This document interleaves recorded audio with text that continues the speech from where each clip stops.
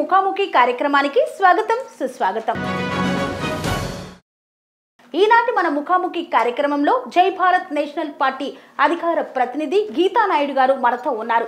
మరి ముఖాముఖి కార్యక్రమంలో అసలు జై భారత్ పార్టీ ఎక్కడ పోటీ చేస్తోంది, ఎవరెవరు పోటీ చేస్తున్నారు అనే అంశాన్ని వారి మాటల్లోనే అడిగి తెలుసుకుందాం. నమస్తే అండి గీతా నాయుడు గారు. నమస్కారం అండి. ఎలా ఉన్నారు? బాగున్నాను, మీరు బాగున్నారండి? బాగున్నామండి. ఆంధ్రప్రదేశ్ రాష్ట్రం అంటే ఇక్కడ తెలంగాణ రాష్ట్రంలో కరెంటు కోత ఇప్పుడిప్పుడే ప్రారంభం అవుతోంది. సో మరి ఆంధ్రప్రదేశ్ రాష్ట్రంలో కరెంటు ఎలా ఉంది? అసలు ప్రజలకు కరెంటు 24 గంటలు అందుతుందా? కరెంటు కోత ఏమైనా ఉందా, లేకపోతే ఏమైనా ఇబ్బందులను కరెంటు వల్ల ప్రజలు ఎదుర్కొంటున్నారా? ఇబ్బంది అయితే ఉందండి. 100%. అంటే ఎలాంటి ఇబ్బంది ఉంది? 100% ఆంధ్రప్రదేశ్ ప్రజలకి కరెంటు సప్లై అవుతుంది అంటాను మాత్రం నేను ఖండిస్తాను. ఎందుకంటే బకాయిలు బాగా ఉన్నారండి. మన జగన్మోహన్ రెడ్డి గారు సీఎంగా ఉన్నారు కదా, అనే పరిపాలన కనుక మన 5 years కనుక బాగా స్టడీ చేసి అప్పటి నుంచి కనుక మనం చూసుకుంటే కరెంటు ఏదైనా కానివ్వండి చాలా అప్పుల్లో కూరుకుపోయింది ఏపీ. అందరికీ తెలిసింది, అది పెద్ద మనం అన్ని విషయాల్లో చాలా విషయాల్లో మాట్లాడుకున్నాం మనం, చాలా సబ్జెక్ట్స్లో కూడా. కానీ మళ్ళీ మనం తప్పదు కాబట్టి కూడా మనం మాట్లాడుకోవాలి. ఆంధ్రప్రదేశ్లో మామూలుగా సిటీలో వచ్చేమో 6 గంటలు పవర్ కట్టు, గ్రామాల్లోకి వెళ్తే కనుక మండలాల్లో 8 గంటలు కరెంట్ పవర్ కట్ అవుతుందనేసి కూడా ఒక వినికిడి మనం చూసాము టీవీల్లో కూడా. ఎందుకంటే రాను ఇంకా ఎండలు పెరుగుతూ ఉంటాయి, కరెంట్ సప్లై తగ్గిపోతుంది కాబట్టి అన్ని గంటలు మేము పవర్ కట్ చేయాల్సి వస్తుందని చెప్పి విద్యుత్ ఆఫీసర్స్ కానివ్వండి, అధికారులు కానివ్వండి తెలియపరిచారు. అది ఎందుకు మనం చూద్దాం. బొగ్గుగా నిల్వలు ఉంచుకున్న తక్కువగా ఉండటం వల్ల పవర్ కష్టాలు బాగా మొదలైనాయి. ఏపీ ప్రభుత్వం బొగ్గు కంపెనీలు విద్యుత్ కంపెనీలకు 35,000 కోట్లు బకాయిలు ఉన్నాయండి. విద్యుత్ కంపెనీ వాళ్ళకి బొగ్గు బకాయిలకి 35,000 కోట్లు గవర్నమెంట్, వైసీపీ గవర్నమెంట్ బకాయిలు ఉంది. మరి 35,000 కోట్లు అప్పు ఉంటే మరి కరెంట్ ఎలా ఇస్తారండి వాళ్ళు? ఇప్పుడు కనీసం 35,000 కోట్లలో కనీసం ఒక 25,000 కోట్లు 20,000 కోట్లు కానీ ఇస్తే అయ్యో కొంచెం ఇచ్చిందని చెప్పి సప్లై చేస్తారు కరెంట్. అసలు బొగ్గు రావాలి, బొగ్గు లేదు మనకు కరెంట్ రాదు. మరి బొగ్గు వాళ్ళకి మనం కట్టకపోతే కరెక్ట్గా వాళ్ళు బొగ్గు ఎలా ఇస్తారు? బొగ్గు లేదు కరెంట్ రాదు కదా, కరెంట్ లేకపోతే మన ప్రజలకు ఎలా ఇస్తారు? అంటే ఒకదానికి కనెక్షన్ ఉంది కాబట్టి ఫస్ట్ మనం బొగ్గు వాళ్ళకి మనీ పే చేయాలి. బొగ్గు వాళ్ళకి మనీ పే చేయాలంటే జగన్మోహన్ రెడ్డి గారు ఓకే చేయాలి.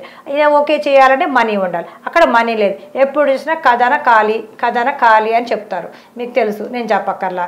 ఆంధ్రప్రదేశ్ రాష్ట్ర ప్రజలు బాగా తెలుసుకోవాల్సిన విషయాలు.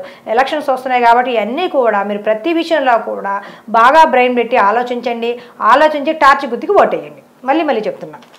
అలాగా 35,000 కోట్ల బకాయిలు ఉన్నాయి కాబట్టి మనకి బొగ్గు లేదు కాబట్టి కరెంట్ లేదు. సింపుల్. అలా ఆలోచించండి మీరే. విద్యుత్ కంపెనీ వాళ్ళు బొగ్గు కొనుగోలు ఆపేసినాయి. ఇంకా ఎలా కొంటారు? అమ్మ మీకు ఇవ్వము అంటున్నారు. వీళ్ళు ఎలాగో కొండ ఆపేస్తారు. ఇంకా మనం ఎట్టగా అప్పు కట్టట్లే కదా ఎందుకులని వీళ్ళు ఊరుకుంటారు అధికారులు. ఇలా జరుగుతుంది. మరో పక్క ఇంకోటి ఏంటంటే సౌర విద్యుత్ అండి. మనకి సూర్యుడి నుంచి కూడా మనకి విద్యుత్ కొంచెం వస్తుంది. సౌర విద్యుత్ కంపెనీ వాళ్ళకు కూడా 18,000 కోట్లు బకాయిలు ఉన్నాయి. 18,000 కోట్లు పెండింగ్లో ఉన్నాం. మరి వాళ్ళకు కూడా మనం డబ్బులు కట్టకపోతే వాళ్ళు ఎలా కరెంట్ ఇస్తారండి? ఒకసారి ఆలోచించండి. కనీసం దాంట్లో సగమైన 18లో 9 మనం కడితే ఫోన్లే సగం కట్టారు, ఇంకో సగమే కదా కొంచెం ఇద్దామని కరెంట్ ఇచ్చేవాళ్ళు.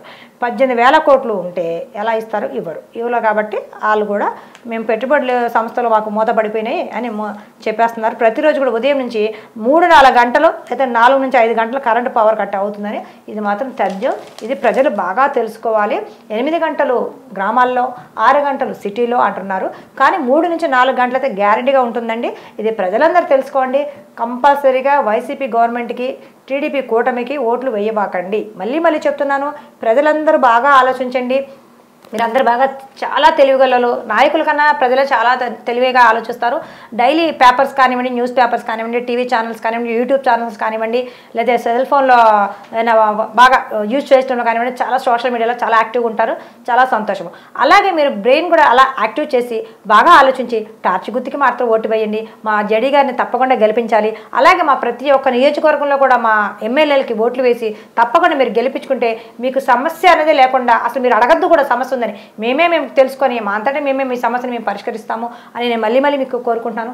జై భారత్. స్వామి బోధానంద గోసేవ ఆశ్రమం సైథాపూర్.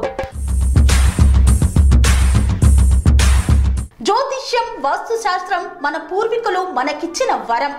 దుర్గాదేవి, కాలభైరవ ఉపాసనతో వాక్సిద్ధి పొందిన శ్రీ శ్రీ బోధానందగిరి స్వామివారు మీకు ఎలాంటి సమస్యలున్నా, వాటిలో ముఖ్యంగా ధన నష్టం, ఆరోగ్య నష్టం, భార్యాభర్తల మధ్య గొడవలు, ప్రేమించుకున్న వారు దూరం అవడం, ఎన్ని సంబంధాలు వచ్చినా పెళ్లి ముడి పడకపోవడం, రోడ్డు ప్రమాదాలు, అప్పుల బాధలు, వ్యవసాయంలో నష్టాలు, పెద్దల మాట పిల్లలు వినకపోవడం, ఆరోగ్య శాంతి, గృహశాంతి, మనశ్శాంతి లేకపోవడం, ఇలాంటి సమస్యలు ఉన్నట్లయితే ఒక్కసారి స్వామీజీని కలవండి.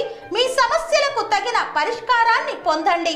అంతేకాక అన్ని రకాల వ్యాధులకు గోపంచకవ్య మరియు మూలికా వైద్యం చేయబడును.